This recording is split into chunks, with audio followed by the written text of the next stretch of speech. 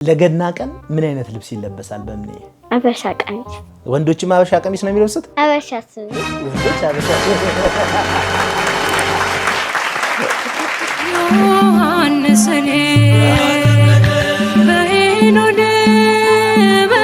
ተርቢኖስ ኦርቶዶክሳዊ ሚዲያ በ2018 ዓመተ ምህረት አዲስ የሆኑ ፕሮግራሞችን ይዞ ወደ እናንተ እየቀረበ ነው የሚገኘው። በዚህም የዛሬ አበቦች በተሰኘው መርሃ ግብራችን በኢትዮጵያ ኦርቶዶክስ ተዋሕዶ ቤተክርስቲያን በጥሩ ስነ ምግባር እያደጉ የሚገኙ ህፃናቶችን በቤተክርስቲያን ዙሪያና በቤተሰቦቻቸው ዙሪያ ያላቸውን ግንኙነት እንዲሁም ደግሞ ያላቸውን መንፈሳዊ ተሰጥኦ እያነሳን ቆይታ የምናደርግበትና ልጆችን የምናስተምርበት የምንማማርበት ድንቅ መርሃ ግብር ነው።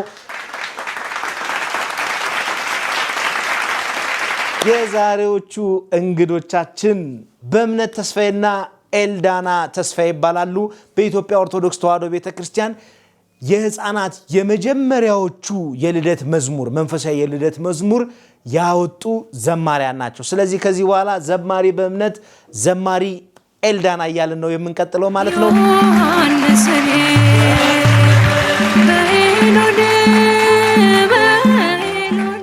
እንኳን ደህና መጣችሁ። እንኳን ደህና ቆያችሁ። እንተዋወቅ። በእምነት ተስፋዬ አበራ ሞላ አጋዡ መንግስቱ ወሰን። በስመ አብ። ኤልዳና ተስፋዬ ይባላል። ስንት ዓመትሽ ነው? 7 የሉስ 11 እኔ ማን ነኝ? ሰላሙን ተርቢኖስ። እንዴ ተርቢኖስ ማን ነው? ያባት ተርቢኖስ ያባት አባቴ እንዳይከስሽ። እኔ ሰለሞን አንዱ ዓለም እባላለሁ። ተርቢኖስ ሚዲያ ነው አይደለ? ተከታታያለሽ ተርቢኖስ ሚዲያ? እንኳን ደስ አለ። ለምን 100 ሺህ ስለገ በምን አወቅሽ 100 ሺህ እንደገባው? ስለማቅ ህፃናት ልጆች ምን አይነት ፕሮግራሞችን መከታተል አለባቸው ብለሽ ታስቢያለሽ? ህፃናት ልጆች መከታተል ያለባቸው የተመረጡ ቪዲዮዎች ነው። የተመረጡ ቪዲዮዎችን ስለ አሁን ለምሳሌ አንዳንድ ወላጆች ዝም ብለው እነሱ ሲያዩ ለነሱ የማይመጥናቸው ከሆነ እንኩ ስልክ እዩ ምናምን ብሎ ይሰጣቸዋል። ይሄ ደግሞ ተገቢ አይደለም። ወይ ሳይመርጡ ነው የሚሰጣቸው። እና ደግሞ ልጆች ቪዲዮ ከሚያዩ ከልጆች ጋር እየተግባቡ ቢጫወቱ እና ደግሞ ትምህርታቸው ላይ ትኩረት ቢያደርጉ ብዬ አምሳለሁ። በሚስ ጥሩ ቪዲዮዎችን ማየት አለባቸው። ምን አይነት ቪዲዮዎችን? የልጆችን ቪዲዮዎች። አንቺ ልጆችን ቪዲዮ ታያለሽ? ምን አይነት ቪዲዮ ነው የምታየው? ማፍቅር ማለት ዩቲዩብ ቻናላችን የእናንተ። በምን ዛሬ አንድ ሰርፕራይዝ አዘጋጅቼላችኋለሁ። ግን ጥያቄ ጠይቄሽ ከመለሽ ነው የምሸልምሽ። የኔ ስም ማን ይባላል? ሰላሙን ተርቢኖስ።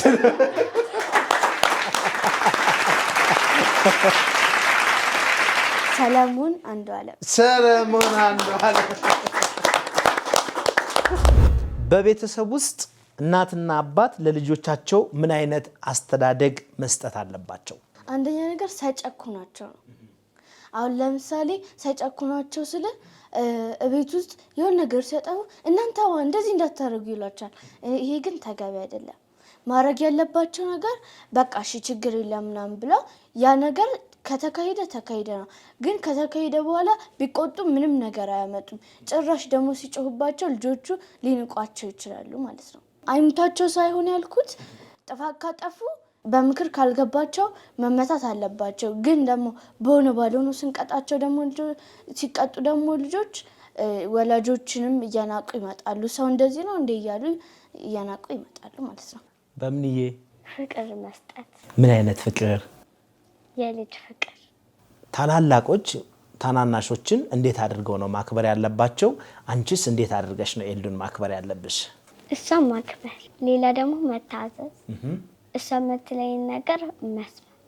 ምን ትልሻለች እሷ? ረፊ ስትለኝ ጊዜ ማረፍ። ልጆች ከቤተሰቦቻቸው ጋር በምን ሰዓት ነው መጸለይ ያለባቸው? ማታ ማታ ቢሆን አሪፍ ነው። ስራ ረፈደብኝ ምናምን ብለው የሚወጡ ወላጆች አሉ። ስለዛ ማታ ከስራ ተመልሰው እረፍት አድርገው ራታቸውን በልተው ጨርሰው ጸሎት ቢያደርጉና እና ደግሞ በህብረት መጸለይ ደግሞ ጥቅምም አለው። በህብረት ስንጸልይ መንፈስ ቅዱስ መጥቶ እኛ ላይ ሊያድር ይችላል። አንድ ሰው ሆኖ ቢጸልይም ደግሞ መንፈስ ቅዱስ አይሰማውም ማለት አይደለም። ስለዚህ ማታ ማታ በህብረት ብንጸልይ አሪፍ ነው ብዬ አስባለሁ። በቤተሰብ ውስጥ ችግር ሲኖር ምን ማድረግ አለብን? አንዳንድ ጊዜ እኮ በራሳችን የምንፈታው ሊኖር ይችላል። አንዳንድ ጊዜ ደግሞ ቤተሰብም የሚፈታው ሊኖር ይችላል እኮ። ስለዚህ አሁን እኔና በእምነት በቃ ተጣላ ምናምን ብለን ብንጣላ ራሳችንን መታረቅ ያለብን፣ ምክንያቱም ይሄ ትንሽ ችግር ነው። ተጣልታችሁ ታውቃላችሁ እንዴ? መቼ መቼ ተጣላችሁ? ባለፈው ምን አድርጋ ነው የተጣላችሁት? ስፎሮች ጊዜ አንድ ድል ስጪኝ ስላል ጊዜ እምቢ ብለን ታናድ። አንቺ ለምንድን ነው አንድ ድል ያልሰጠሻት? ልጆች ትምህርት ከጨረሱ በኋላ በቤት ውስጥ ምንድን ነው ማድረግ ያለባቸው? ያርፋል። ከዛስ ምንድን ነው ማድረግ ያለባቸው ከትምህርት ሰዓት ውጭ? መዝናናት። መዝናናት አይደል? የት ነው የሚዝናኑት? እንደፈለጉ። አንቺ ምንድን ነው የምታደርጊው ትምህርት ስትጨርሺ?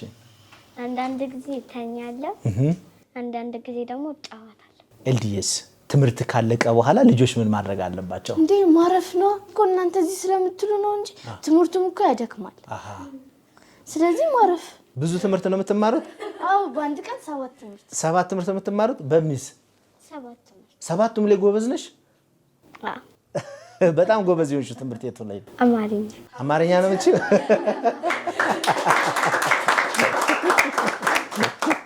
በቤት ውስጥ ምግብ ስንበላ ምንድን ነው ማድረግ ያለብን? መጸለይ። ምን እያለን ነው የምንጸልየው? አቡነ ዘበሰማያት ዮሐንስን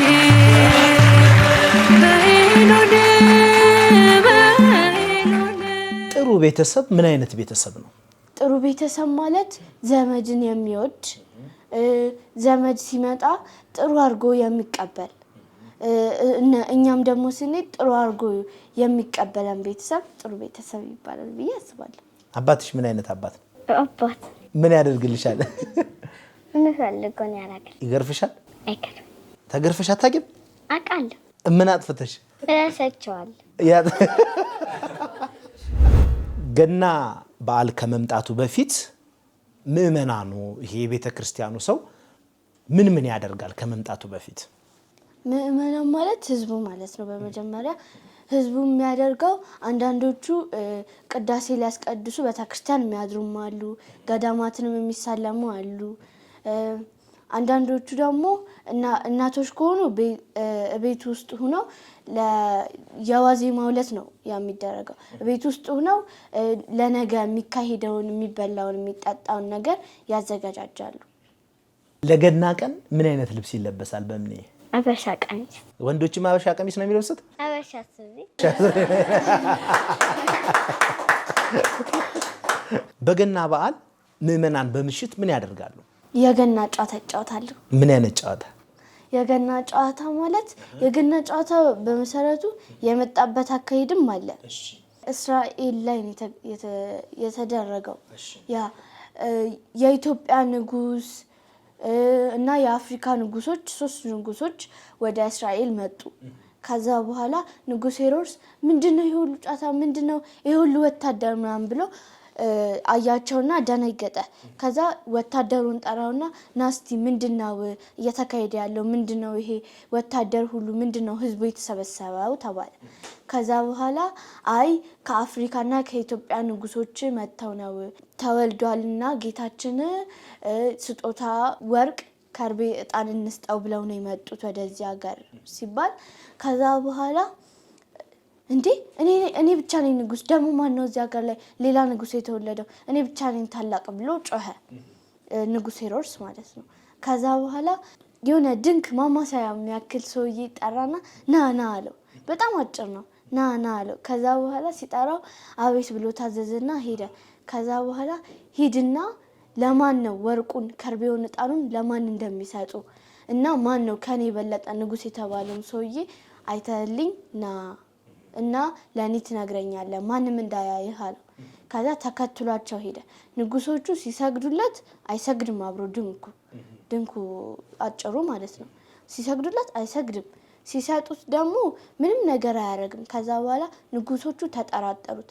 ይሄ ከንጉሱ የተላከ መልእክተኛ ነው ብሎ ሊያቃጥር ነው። ስለዚህ ምን እናርገው ብለው ተማካከሩና አንገቱን ቆርጠን እንጫወትበት ተባባሉ። ከዛ በኋላ ከንጉሶቹ አንዱ ቆረጡት። ከቆረጡት በኋላ ተጫወቱበት። የሆነች ፈርስ ላይ ነበሩ። ትንሽዬ ኳስ አለች አይደለ? በሱ እንደሚጫወቱበት እንደዚህ እየተደራረጉ ንጉሱ እንዳያያቸው ብለው በሌላ አቅጣጫ ቀይረው ሄዱ እየተጫወቱበት። ፈረስ ላይ ወጥተው የገና ጨዋታ የተባለው በዛ ምክንያት ነው። ሰኒ ወደ አንቺ ልምጣ። ገና በዓል ስታከብሪ ደስ ይልሻል? ለምንድን ነው ደስ የሚልሽ? ኢየሱስ ጌታችን የተወለደበት ቀን ስለሆነ። በኤፍራታ ተወልዶ ደስታችንን ያመጣልን የሚለው የትኛው መዝሙር ነው? ታውቁታላችሁ? እስኪ ዘምሪልን። በኤፍራታ ምድር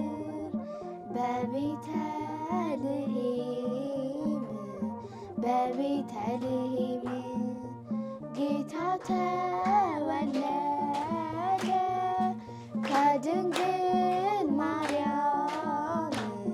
ከድንግል ማርያም ብርሃናዊው ኮከብ ከሰማይ ዝቅ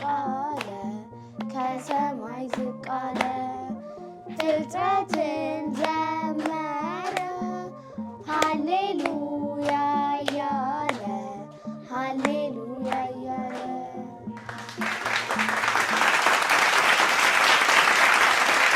ሰላም የእግዚአብሔር ቤተሰቦች እንደምን ዋላችሁ እንደምን አደራችሁ። እንኳን ለብርሃነ ልደቱ በሰላምና በፍቅር አደረሳችሁ። ይህ የገና በዓል የጌታችን የኢየሱስ ክርስቶስ የልደት ቀን ማለት ነው። ዓመተ ምሕረት ስለሆነ ምሕረት የምናገኝበት ዓመት ያርግልን። እንግዲህ በዚህ በዓል ማሰብ የሚገባን መወለድን ነው። መወለድ ለኛ አሁን ላለነው ዳግም መወለድ ነው። አንደኛ ከኃጢአት ወጥተን በንስሐ የምንወለድበት፣ ሁለተኛ ደግሞ በአስተሳሰብ አመለካከታችንን ቀይረን በእግዚአብሔር እቅፍ ውስጥ የምንገባበት ዳግም መወለድ ነው። ምክንያቱም መጀመሪያ ክርስቶስ የዛሬ 2000 ዓመት ተወልዶ ዓመተ ምሕረት አድርጎልናል። በጣም የሚያሳፍረው ነገር በዓመተ ምሕረት ውስጥ ምሕረት ማግኘት እየቻልን አለማግኘታችን ነው። በነጻ ፈቃዳችን ተጠቅመን ይህንን ዓመት የምሕረት ሳይሆን የስቃይና ሆን ብለን ካልቀሰፍከም አልለቀህም ያልን እስኪመስል ድረስ በጣም ከባድ የሆነ የነጻ ፈቃድ ስቃይ ውስጥ ነው ያለነው። ሰው በነጻ ፈቃዱ እየተሰቃየ ነው ማለት ነውና ቀድሞውኑ እግዚአብሔር ነጻ ፈቃድ ባይሰጠን ይሻል ነበር እንዴ እስኪያስብል ድረስ በጣም ብዙ ችግር ውስጥ ነው ያለነውና እግዚአብሔር ነጻ ያወጣን። ነጻ ፈቃዳችንን በሱ ልጓምነት በጾም ልጓምነት አስረክበን እንደው ቢያንስ ከኛ የሚጠበቀው እንዲሁ በነጻ ፈቃዳችን እንድንወደውና ለእግዚአብሔር ማቅረብ የሚገባን መስዋዕት በፈቃዳችን እንድናቀርብ ብቻ ነጻ ፈቃዳችንን ቢሰጠን መልካም ነበረ። ስጋችን በራሱ ጥፋት የለበትም። ስጋችንን ለማስቀደስና ለማስባረክ ግን አይምሮአችን ፈቃደኛ ይሆናል። አይምሮአችንን የሚገዛው ደግሞ ልባችን ነው። ልባችን ደግሞ የሚያዳኘው ሕሊና ነውና እነዚህን አስተባብሮ እግዚአብሔር አምላክ በዚህ በዓመተ ምሕረት መልካሙን ዜና ያሰማን። እረኞች ከብቶቻቸውን ጥለው ወደ ቤተልሔም ሂደው ያዩት ሕፃንን ሲያመሰግኑ የሚዘምሩት መዝሙር የትኛው ነው? ሳር ቅጠሉ ሰርዶ ሰንበሌጥ ቄጤማው በዚያሽ ቀን በዚያሽ ወር ለምለም ነበረ። በእልልታ ዘመሩ በደስታ ተሞልተው ጌታ መወለዱን የምስራች ሰምተው እልል በይ ቤተልሔም እልል በይ ቤተልሔም ሃሌሉያ የፍቅር የሰላም ነሽና ገበያ የፍቅር የሰላም ነሽና ገበያ። በልደት በዓል ላይ ሁላችንም ተደስተን እግዚአብሔርን ለማመስገን የምንዘምረው መዝሙር የትኛው ነው? እሰይ ተወለደ የዓለም መድኃኒት የዓለም መድኃኒት የዓለም መድኃኒት ይኸው ተወለደ የዓለም መድኃኒት የዓለም መድኃኒት የዓለም መድኃኒት። የገና በዓል ሲነሳ የሚገርም በጣም ትልቅ ድንቅ የሚለኝ ነገር የቅዱስ ላሊበላ ስም አብሮ መነሳቱ ነው። በተለይ በኢትዮጵያ ማለት ነው። በኢትዮጵያ ታኅሳስ 29 የገና በዓል ሲከበር ትዝ የሚለን ምናልባትም አብዛኛው ሰው ላያውቅ ይችላል፣ ግን የቅዱስ ላሊበላ ቅዱስም ንጉስም ሆኖ በእግዚአብሔር ፊት የተከበረና በዘመኑ የስልጣን ጊዜውን አስመስግኖ ያለፈ አባት ነውና 11 ውቅር አብያተ ክርስቲያናትን አስገንብቷል። ከዛ ውስጥ ቤተ ጊዮርጊስ የሚባለውን ብዙዎቻችሁ ታውቁታላችሁ። ትልቁ ደግሞ ቤተ መድኃኔዓለም ነው እና የተወለደበት ቀን ንጉሱ ማለት ነው የተወለደበት ቀን በታኅሳስ 29 ስለሆነ በንጉሱ ዘመን ልደቱ በሚከበርበት ሰዓት ከጌታችን ልደት ጋር አብሮ እንዲከበር ተጀመረና በዛው ግን የጌታችን የመድኃኒታችን የኢየሱስ ክርስቶስ የልደት ቀን በሰፊው እንዲከበር ምክንያት ሆኗል ይሄ ንጉስ እና በረከቱ ይደርብን። ቤተክርስቲያን ይህንን ንጉስ እንደ ቅዱስ ስለምታየው ሚስቱም ጭምር እንግዲህ የንጉሱ ሚስት መስቀለ ክብራ ሁላችሁም ታውቋታላችሁ። ቅድስትና ጻድቅት ነች። እሷም ጻድቃና በስሟ ታቦት እስከ መቀረጽ ገዳማት እስከ መሰራት ድረስ የተደረሰበት መቼም የንጉስ ሚስት ስለሆነች ነው እንደዚህ ሆኖ እንደማትሉኝ ተስፋ አደርጋለሁ። ምክንያቱም በንጽህናና በቅድስና የተመሰከረላትና የተመሰገነች እናት ስለነበረች ማለት ነው። ስለዚህ ታኅሳስ 29 በዓሉ የሚከበረው በንጉሱ ፈቃድና በንጉሱ ልደትም ተደርቦ ስለሚመጣ ነው። እንግዲህ ከላይና ከታች ካህናት ወረብ እየወረቡ ከላይ ያሉት ካህናት ጥቁር ካባ አድርገው ከታች ያሉት ደግሞ ነጭ ካባ አድርገው እንደ ሰማይ መላእክትና እንደ ምድር ላይ እንዳሉት እረኞች እንዳመሰገኑት ጌታችንን ምሳሌ እየመሰሉ ካህናት በቤተ ጊዮርጊስ ወረብ ይወርባሉ። በጣም ደስ የሚል ወረብ ነው የሚወረበው። ይሄንን ሁሉም የኢትዮጵያ ሕዝብ ቢያየው ደስ ይለኛል። እኔ በሚቀጥለው ዓመት ምናልባትም ቅዱስ ላሊበላ ውቅር አብያተ ክርስቲያናትን ለማየት ጉብኝት እንደሚሄድ ተስፋ አደርጋለሁ። በዚህ በተርቢኖስ ሚዲያ አጋዥነት አብረን ሄደን ቅዱስ ላሊበላን ገዳም ጎብኝተን እንደምንመጣ ተስፋ አደርጋለሁ። ወደ ልጆች አስተዳደግ ስመጣ ደግሞ እንግዲህ የልጆች አስተዳደግ ከወላጅ ነው የሚጀምረው። በእርግጥ የምናውቀው መቼም ወላጅ ነው ልጅን ስለወለደ ልጁን ጥሩ አድርጎ ማሳደግ አለበት የሚባለው፣ ግን ልጆችን ለማሳደግ መጀመሪያ እግዚአብሔርን ረዳት አድርጎ መጥራት ያስፈልጋል። ከማህፀን ጀምሮ ልጆቹ መፈወስና መባረክ አለባቸው ብዬ አስባለሁ። የተባረከ ልጅ እንዲሰጠን ከመጸለይ ከፍቅር ጊዜያቸው ከኋላ ፍቅረኛሞች ከኋላ ጊዜያቸው ጀምረው የተባረከ ልጅ እንዲኖረኝ ነው የምፈልገው። ከዛ ጮኝነት ጊዜ ላይ ከዛ ከተጋቡ በኋላ ሩካቤ ሊፈጽሙ 3 ቀን ሲቀራቸው ራሱ ጸሎት ያርጉ ነው የሚለው ቤተክርስቲያን መጽሐፍ። እና ቅዱሳን የተወለዱት በዚህ ነው። እንዲያውም አብዛኞቹ ቅዱሳን በመካንነት ህይወት ውስጥ ያሉ እናቶቻችን የወለዷቸው ልጆች ናቸው።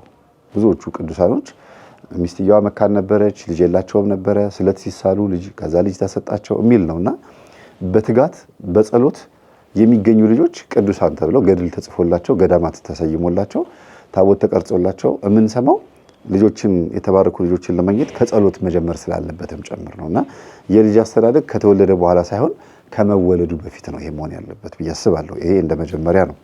ሁለታችሁም የልደት መዝሙር አወጣችኋል። ኤልዳና 24 መዝሙር አለሽ፣ በእምኔ 10 መዝሙር አለሽ። በእምኔ መዝሙር ለማውጣት ምን አነሳሳሽ? ከኤልዱ ቀንቼ ስለ መንፈሳዊ ቅናት። የህፃናት መዝሙር ለልጆች ምን ጥቅም አለው? አንደኛ ነገር አሁን ለምሳሌ ማነሳለን የኛን መዝሙር ማፍቀር ዩቲዩብ አንዴ እያዩ ካደጉ በቃ አሁን መንፈሳዊ አይደለኛ የምናስተምረው የምናዘምራቸው ምን ምንላቸው በጨዋታ አድርገን በመንፈሳዊ አድርገን ነው ሁለቱንም አደባልቀን ስለሆነ አሁን መንፈሳዊ ስናስተምር እነሱም ደግሞ መንፈሳዊ ነገር አይለቁትም። አንደኛ ነገር። ሁለተኛ ነገር ደግሞ በጨዋታ ስለምናስተምራቸው ከልጆች ጋርም እንዲግባቡ እና ደግሞ ጨዋታዎችንም እንዲለምዱ። ስለዚህ በማፍቀር ዩቲዩብ ላይ የናንተ መዝሙር ይለቀቃል። መዝሙራችሁ ላይ ደግሞ የምትሰሯቸው ነገሮች በሙሉ ልጆችን የሚያስተምሩ ናቸው ማለት ነው። ሚስጥር ትነጋገራላችሁ ሁለታችሁ? እስኪ አንድ ሚስጥር ንገሪኝ። አንድ ሚስጥር ንገረኝ እስቲ። ሚስጥር አይነገር።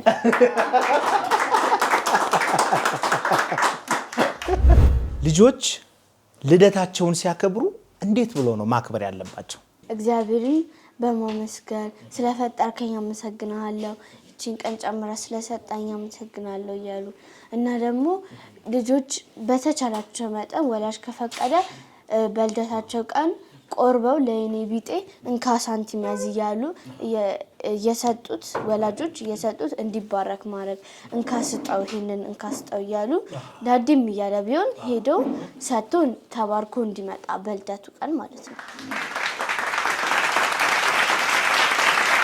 የልደት መዝሙር የመጀመሪያው በኢትዮጵያ ኦርቶዶክስ ተዋሕዶ ቤተክርስቲያን የልደት ዘማሪ እናንተ ናችሁ።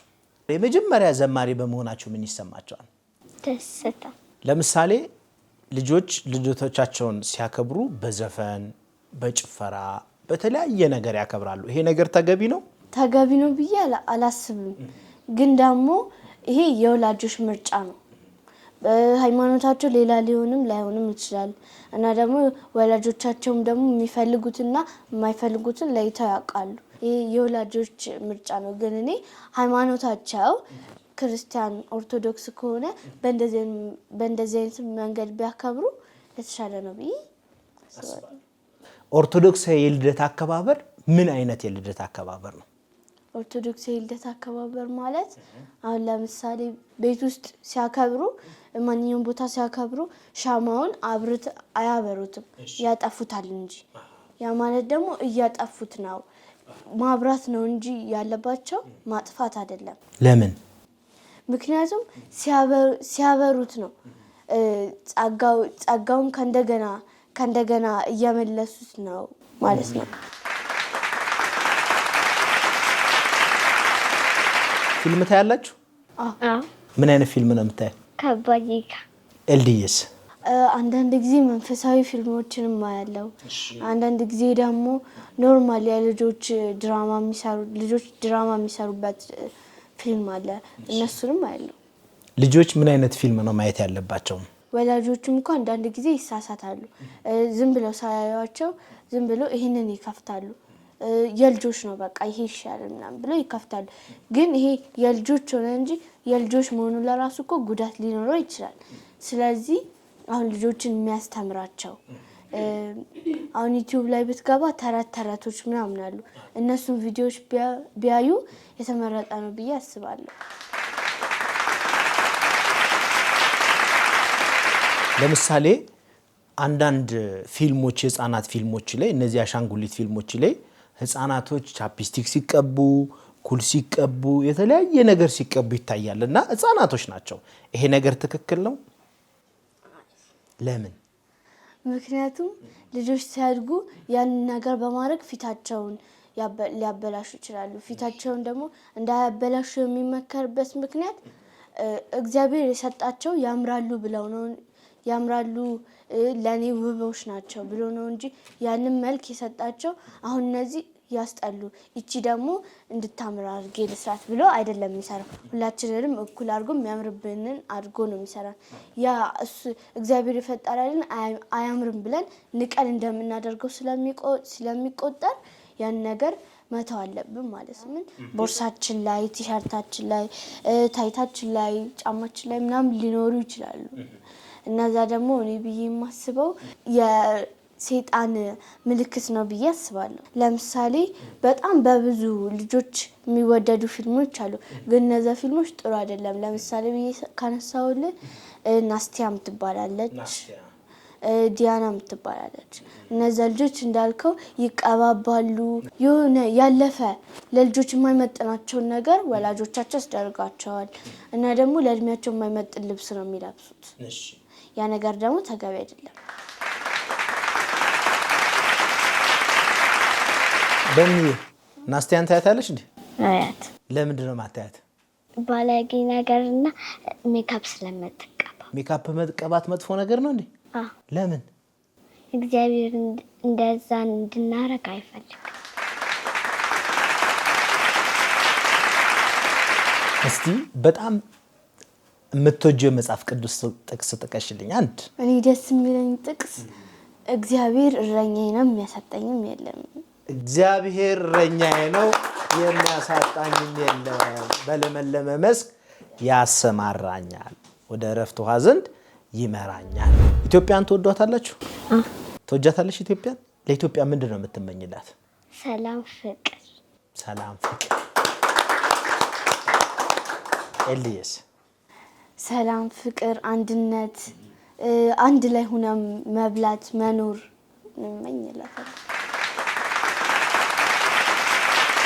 እንቁጣጣሽና ገና ይለያያሉ ወይስ አንድ ናቸው? በምንዬ ይለያያል። በምንድን ነው የሚለያዩት? እንቁጣጣሽ አዲስ ዓመት ነው። እሺ። ገና ደግሞ ገና ነው። ገና ደግሞ ዮሐንስኔ በሄኖድ እንደዚህ አይነት ድንቅ የሆነ ምልከታ ያላቸውን ልጆቻችሁን መንፈሳዊ የሆነ አስተዳደግ ያሳደጓቸው ልጆቻችሁ ለሌሎች መማሪያ ስለሚሆኑ በእነዚህ ስልክ ቁጥሮች በመደወል እያመጣችሁ እንድታስመዘግቧቸውና ሌሎች ልጆችም ደግሞ ይህንን ፕሮግራም እየተከታተሉ መንፈሳዊ ቅናት አድሮባቸው ልጆቻችሁ በመንፈሳዊ አስተዳደግ እንዲያድጉ ይህንን ፕሮግራም አሰናድተንላችኋል። ደውሉልን፣ አስመዝግቡ። ልዩ የሆኑ ፕሮግራሞችን ከዚህ በኋላ እያቀረብን ከእናንተ ጋር ቆይታ የምናደርግ ነው የሚሆነው ማለት ነው። ዘማሪት ኤልዳናና ዘማሪት በእምነት ተስፋዬ አብረውን ቆይታ እያደረጉ ነው የሚገኙት። ኤልዲዬ ከሰባቱ ሊቃነ መላእክት መካከል እናቶችን የሚያረጋጋ በጭንቃቸው ሰዓት የሚደርስላቸው መላእክት ማን ነው? ቅዱስ ሩፋኤል። እስኪ ንገሪኝ። ቅዱስ ሩፋኤል እናቶች በምጥ ልጅ ሊወልዱ ሲሉ ካስቸገራቸው የተለያየ ችግር ካመጣባቸው በጣም ካስቸገራቸው የቅዱስ ሩፋኤልን ጸበል ሲጠጡ ትንሽ ያረጋጋላቸዋል። ከ24ቱ ስንቶቹ ናቸው የልደት መዝሙር? 10ዎቹ የልደት መዝሙር ናቸው። 10ዎቹ ደግሞ የጨዋታ መዝሙሮች ናቸው። አንድ የልደት መዝሙር ዘምሪልኝ። መልካም ልደት በሉኝ በእውቀት በጥበብ ስላሳደገኝ፣ መልካም ልደት በሉኝ በእውቀት በጥበብ ስላሳደገኝ፣ እደግ ተባረክ በእጁ ይደግፍ ፈጣሪ አምላክ፣ እደጊ ተባረኪ በእጁ ይደግፍሽ ፈጣሪ አምላክ። መልካም ልደት በሉኝ በእውቀት በጥበብ ስላሳደገኝ፣ መልካም ልደት በሉኝ በእውቀት በጥበብ ስላሳደገኝ፣ እደግ ተባረክ በእጁ ይደግፍ ፈጣሪ አምላክ፣ እደጊ ተባረኪ በእጁ ይደግፍሽ ፈጣሪ አምላክ። ሁለተኛ ላይ ግን ከተወለዱ በኋላ ምን እናድርግ ነው? ማንን እያዩ ይደጉ ነው? ስሜታችንን፣ ቁጡነታችንን፣ ባህሪያችንን እያዩ ነው ማደግ ያለባቸው ወይስ እኛ ውስጥ እግዚአብሔርን እያዩ ነው ማደግ ያለባቸው? እኛ የምናቀብላቸውን ነው የሚሰሙት፣ ነው ያልናቸውን ይቀበላሉ። ወፏን በግ ነው ብንላቸው ወፏን በግ እያሉ የሚጠሯትና መጀመሪያ አእምሯቸው ላይ ቀረጽንባቸውን ነገር ነው ይዘን እንዲያድጉ የምናደርገውና ኃላፊነቱ እኛ ላይ ነው የሚወድቀው። ልጅ ለምሳሌ የኔ ልጅ ኤልዳና ነው ስሟ። ኤልዳና እኔ የተጸውዖ ስም ወይም ያወጣሁላት ስም ነው። ቀጥሎ ግን ተማሪ ወይም ልጅ የሚል ሁለት ስም አላት ማለት ነው። ተማሪ ወይም ልጅ የሚለው ከስሟ ቀጥሎ ያለው እንደሆነ እየነገርናትና ግዳጇ እንድትወጣ እያደረግን ከዛም ደግሞ ፍላጎታቸው፣ ስሜታቸው ምን እንደሆነ ቴንደንሲ ወይም ዝንባሌ ሀቢታቸው ይሄ ፍላጎታቸው ምን እንደሆነ ማወቅ አለብን። እሱን ካወቅን በኋላ ያንን የምናሳድገው ከዘፈን ውጭ ባለው ሁኔታ ማለት ነው። መዝፈን እፈልጋለሁ ስላለ ልጅ ዘፋኝ ሆኖ እንዲያድግ እኔ በእኔ ያው መስቀል አድርጌ ይሄንን ነገር ልል አልችልም። ግን ዝንባሌያቸው በጎ ዝንባሌ ከሆነ በዛ ነገር እንዲያድጉ የሚያስፈልገው ማቴሪያል እያቀረቡ ደስተኛ እንዲሆን ማድረግ ነው ብዬ የማስበው። ከዛ ውጪ ቤተክርስቲያን ወስዳችሁ ሰንበት ተማሪ ስላደረጋችኋቸው አይደለም ጥሩ ልጅ የሚሆኑት፣ ወይም ዓለማዊ ሆኖ ሰፈር ውስጥ ስላደገ አይደለም መጥፎ ልጅ የሚሆነው። ልጅ ባለበት በቤተሰቡ የመጀመሪያ ትምህርት ቤቱ፣ የመጀመሪያ ኮሌጁ፣ የመጀመሪያ ዩኒቨርሲቲው ቤተሰቡ ነው። እህቱ ላይ ምን እያየን ያደገው? እናትና አባት በውሃ ፈሰሰ በውሃ ቀጠነ የሚጣሉ ከሆነና የሚደባደቡ ሙልጭ አገው የሚሰዳደቡ በብሔር የሚናቆሩ ከሆነ ልጆች ይህን እያደጉ ካደጉ በቃ ሲያድጉ እነሱም ለብሔር ያ ነው ስሜታቸው። አንዳንድ ወጣቶች ኧረ እኔ ትዳር እኔ አልፈልግም ይላሉ። ለምን ሲባሉ የማየና አባዬን አይቼ ነው ያደግኩት ይላሉ። እና ትዳርን ራሱ እንዲጠሉ ስሜታቸው እየቀዘቀዘ እንዲመጣ ለጾታቸውም፣ ለብሔራቸውም፣ ለኢትዮጵያም፣ ለሃይማኖታቸውም እየቀዘቀዘ እንዲመጣ የሚያደርጋቸው አስተዳደግ ነው። ዝክር እያዘከሩ እናትና አባቶች ወይም ጽዋ ጸበል ጻድቅ እየቀመሱ ቤተክርስቲያን ነጠላ ለብሰው እየሄዱ ከቤተክርስቲያን ሲመለሱ ደግሞ ልጆቻቸው እንደ ቴሌቪዥን ነው የሚያዩቸው። እና ልጆች መንፈሳዊ ቦታ ላይ እናታቸውና አባታቸውን ያሉ ቤት ውስጥም ደግሞ የሚያደርጉትን ያሉ። ስለዚህ እንደዚህ ይቻላል ማለት ነው፣ ሁለት አይነት ሰው ሆኖ መኖር ይቻላል ማለት ነው ብለው ልጆቹ ያን ነገር እንደ እግዚአብሔር እንደሚቀበለው አድርገው ያድጋሉ። አሁን ንስሐ ግባ ሲባል ኧረ እማዬ ስታደርግ አይቻለሁ፣ ኧረ እንዲያውም አባቶች ሲያደርጉ አይቻለሁ ብሎ ሊያውም አገልጋይ ቤት ደግሞ ከሆነ ይብሳል ማለት ነው። እና አንዳንዴ ልጆች እያዩ የሚያድጉትን ነገር ነው በብዛት ከቃላት ይልቅ እንዲያውም ማየት ይበዛል ሴቭ የሚያደርጉት ማለት ነው። ለአባትሽ ምን ትመኝለታለሽ?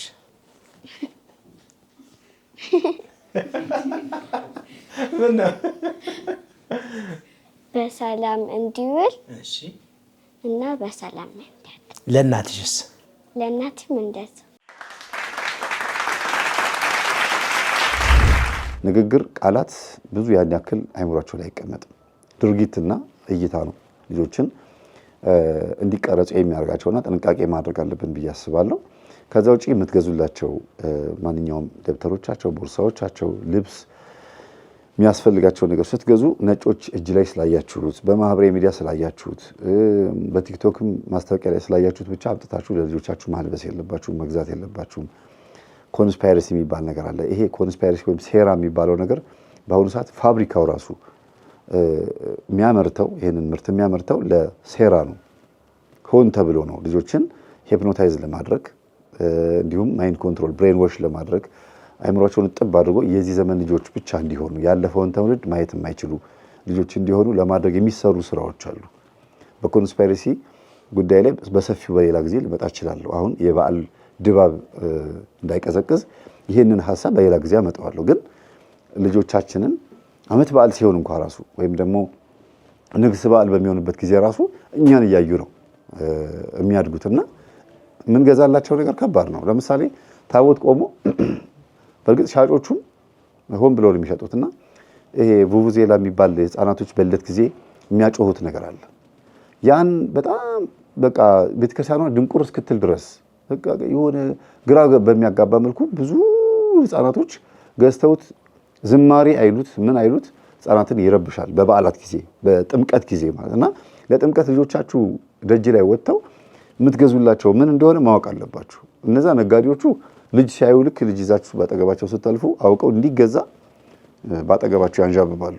እናንተ ግን በመከልከልም መገዛት የሌለበትን ነገር እንዲያውቁ ማድረግ ያስፈልጋል።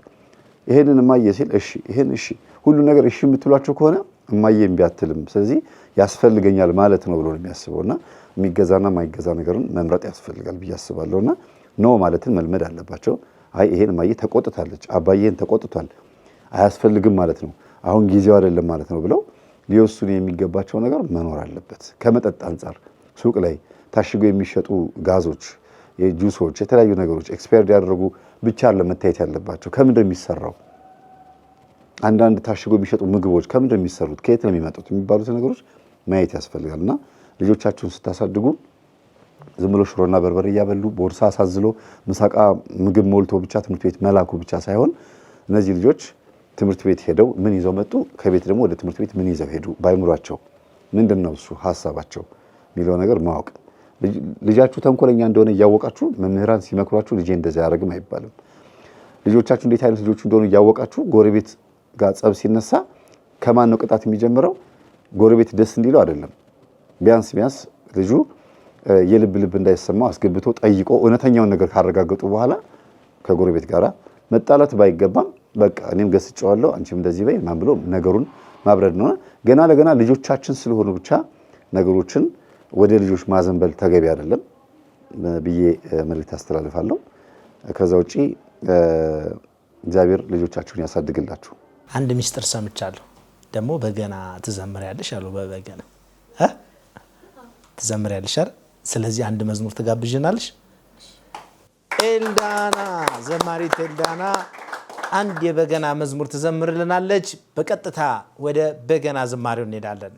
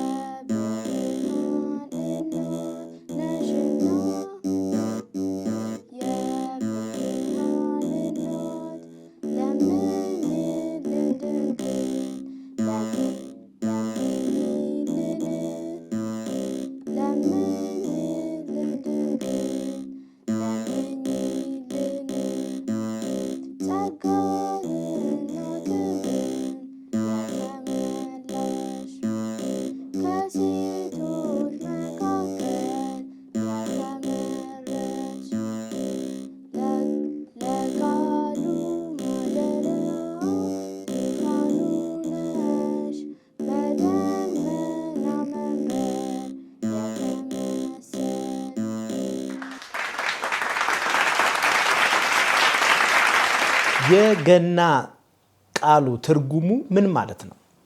ገና ማለት በመጀመሪያ ገና አይደለም እኮ የሚባለው እዚህ ስንለምደው ይመጣ ቃል ነው እንጂ የሚባለው በመጀመሪያ ጌና ነው የሚባለው። ጌና? አዎ ጌና ነው የሚባለው። በምን ቋንቋ ነው ጌና? እኔ ለመጀመሪያ ጊዜ እየሰማሁት ነው። ጌና በግሪክ ቋንቋ ነው። እሺ በግሪክ ቋንቋ ጌና ነው ትክክለኛ ስሙ። እኛ ግን እየለመድ ነው ስንመጣ ገና እያልን እያስተካከልነው መጣን ማለት ነው። ግን ትክክለኛ ስሙ ጌና ነው። ጌና ነው የሚሆነው። ስለዚህ ከዚህ በኋላ እንኳን ለጌና ነው የምንለው ስለገና ነው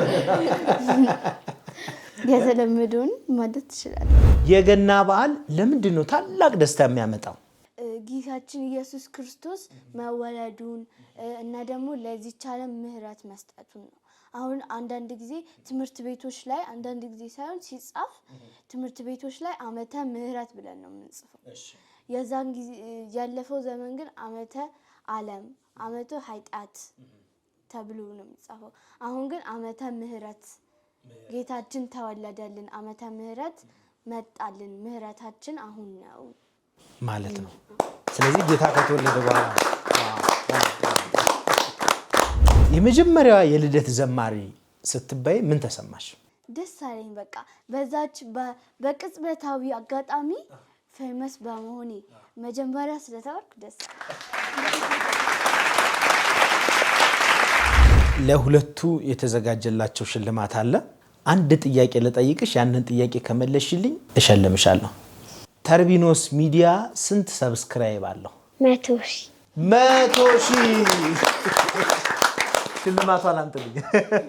የምናከብረው የመምህራችን የመምህር ተስፋዬ አበራ ፍሬዎች ናቸው ማለት ነው። በእውነት ይኸው እንግዲህ ፍሬዎችን እንደዚህ በዓለም አደባባይ አስመስክረዋል፣ አሳይቷል ማለት ነው። እግዚአብሔር እድግ ያድርጋችሁ በጥበብ በሞገስ።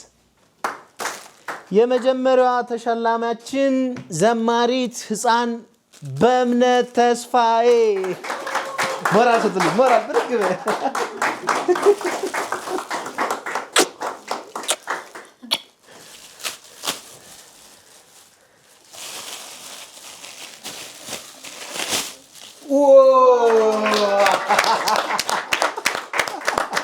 ሁለተኛዋ ተሸላሚያችን ዘማሪት ኤልዳና ተስፋዬ ናት።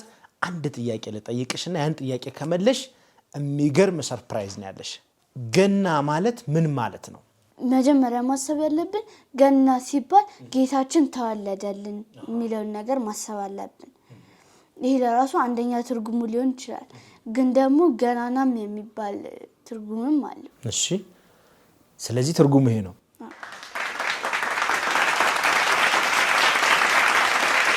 ማየት አይቻልም።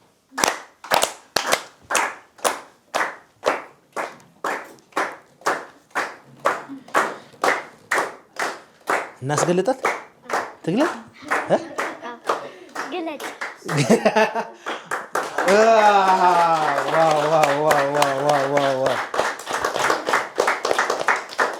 የበገና ሽልማት ተርቢኖስ ሚዲያ ለዘማሪት ኤልዳና ተስፋዬ አበርክቶላታል። እናመሰግናለን።